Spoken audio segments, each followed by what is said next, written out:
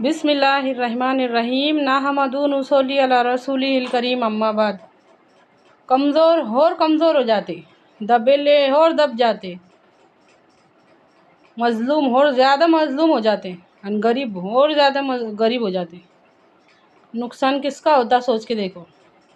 جس منمانے ڈھنگ سے ہم معاشرت طے کرتے، اس کا نقصان صرف غریبوں کو، یتیموں کو، بیوہ عورتوں کو۔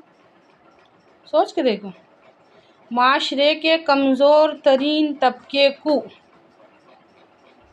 غور کر کے دیکھو، غور کرنا بہت زیادہ ضروری ہے۔ کروڑ پتیوں کا کوئی نقصان نہیں ہوتا، لاکھ پتی کا کوئی نقصان نہیں ہوتا۔ ان کو تو مزہ آتا، جب دکھاوا چلتا نا ان کو مزہ آتا۔ سامنے والا اس سے بڑھ کر ایک سے بڑھ کر ایک، ایک سے بڑھ کر ایک، ایک سے بڑھ کر ایک، کیونکہ ان کے پاس پیسہ رہتا نا۔ سوچ کے دیکھو، غور کرنا بہت ضروری ہے۔ ہمارے نبی صلی اللہ علیہ وسلم کے طریقے پہ معاشرت رہنے کا فائدہ کس کو ہے اور نقصان کس کو ہے؟ کاش کہ کوئی غور و فکر کرے، کوئی غور و فکر کرے۔ ہمارے اپنے من مانے ڈھنگ سے معاشرت طے کرنے کا، ہمارے اپنے من مانے ہمارے دل سے کاروبار کرنے کا سب سے زیادہ نقصان معاشرے کے کمزور طبقے کو، غریبوں کو، یتیموں کو، بیوہ عورتوں کو، معاشرے کے کمزور ترین طبقے کو ہوتا۔ غور کرنا بہت زیادہ ضروری ہے۔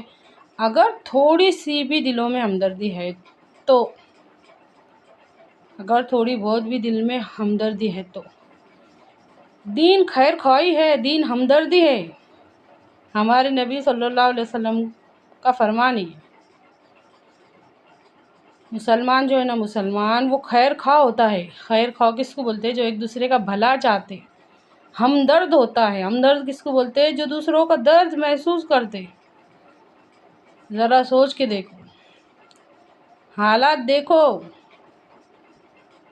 کس کے دل پہ کیا گزرتی دکھاوے کی وجہ سے، سوچنا ضروری ہو گیا۔ مشکل سے مشکل نکاح کر دیے۔ ہمارے نبی صلی اللہ علیہ وسلم کا ارشاد ہے کہ نکاح آسان کرو تو زنا مشکل ہو جائیں گا۔ اب زنا آسان ہو گیا، نکاح مشکل ہو گیا۔ اور